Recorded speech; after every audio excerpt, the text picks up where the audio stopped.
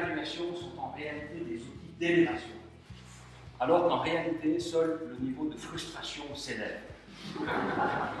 Elle raconte que la politique de rémunération est objective, elle est équitable, elle est dynamique et responsabilisante. Je ne vous raconte pas ici le nombre de salaires variables que je n'ai jamais vu varier. Je pourrais, chers amis, continuer cette litanie et vous raconter ainsi les 100 premières pages du livre.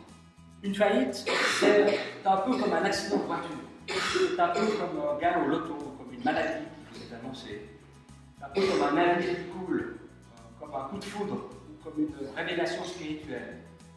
Généralement, tous ces événements, du moins le pense-t-on, ça n'arrive qu'aux autres, ça n'arrive pas à soi. Nous étions très engagés dans cette organisation paternaliste. Lorsque je parle d'engagement, je parle d'un engagement affectif, qui est une organisation pour laquelle nous avions du plaisir à donner le meilleur de nous. Et j'ai choisi d'accompagner cette organisation jusqu'à son trépas, c'est-à-dire jusqu'à sa liquidation ordinaire.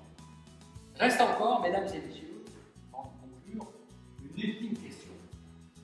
Mais pourquoi convient-il alors de se lever? Parce que le titre du livre, c'est DRH et manager, levez-vous.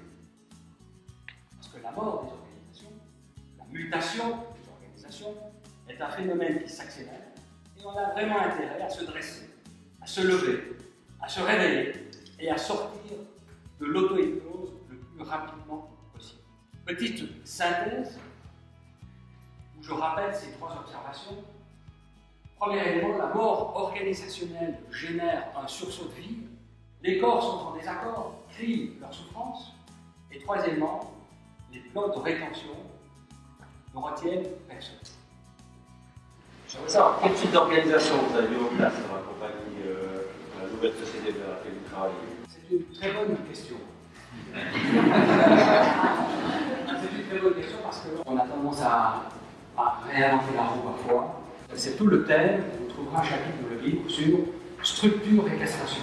Plus vous structurez l'organisation, plus vous castrez les possibilités diverses et variées que les personnes, les contributions qu'elles peuvent donner. C'est une question un peu piégeuse, ça. Oui.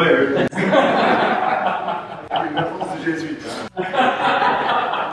Et donc chercher à répondre à la question qu'est-ce qu'il faut retenir de cette expérience.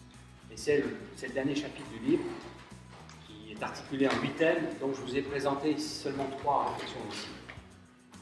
En réalité, ce qu'on pourrait faire, c'est un puissant séminaire de formation pour des directions générales, pour des directions de ressources humaines, pour des conseils d'administration. Et je pense qu'il y a un vrai marché.